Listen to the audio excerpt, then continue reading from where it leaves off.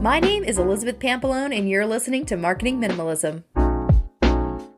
Today we're back on the topic of being busy, and I wanted to revisit the article from Medium by Tim Denning, and also Kay Kamgar of Tech Minimalism. He wrote something, or he did a video on it, I guess, about being busy, and they both talked about the idea that having an empty calendar is much more important than being busy. And while I agree with them to a degree, I don't agree with them fully, and here's why. I believe that it takes time, effort, energy, and a full focus to create a business that will lead you to a life that you want, to lead you to a life that you'll love, literally love every single day. And if you are not there, I want you to book a call with me. And the reason I say that is because I want to encourage you. I don't want to sell you anything. I want to encourage you to actually do the things you know you need to do. So consider it a free 15-minute coaching session. Literally go on my website whenever you're hearing this. There should be a book a call button.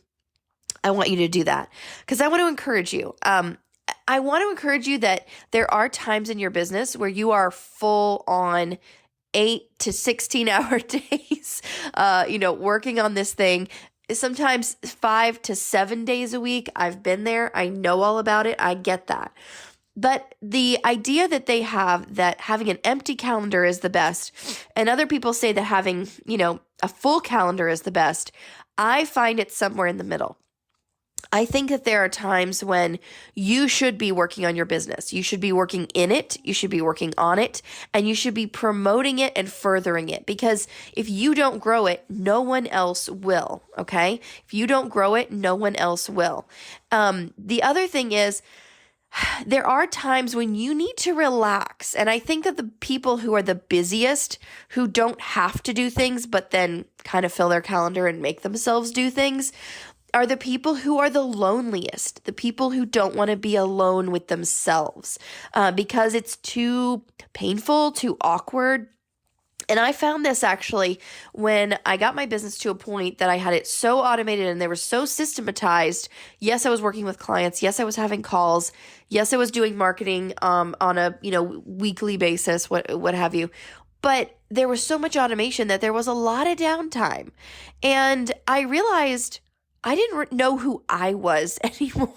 I didn't know what I liked to do. And I had to rediscover that. And it was a little bit awkward. It was a little bit painful. It was kind of like going on a first date with yourself. I know that sounds really weird, but it's true. And I had to redefine who I was outside of the business because for so long, the business had taken up so much of my time and energy. And I think that there even should have been a balance of this when I was building my business that I didn't have, because I didn't have an Elizabeth. I didn't have a Marketing Minimalism podcast to listen to for someone to tell me, hey, you need to make sure that you have time to sit in quiet silence and think, but not think about work all the time. And so I am totally guilty of this. I am now having to kind of learn the hard way or fix things the hard way by doing it after the fact.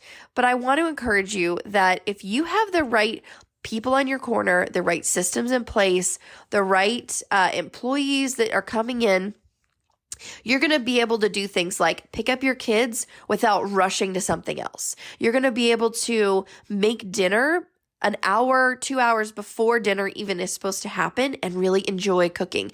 You're going to have a garden. You're going to be able to, go on trails and ride your bike. You're going to, I don't know, whatever the thing is you do, you're going to be able to craft. You're going to be able to sew. You're going to be able to make models. I mean, literally the things that you wanted to do as a kid, right?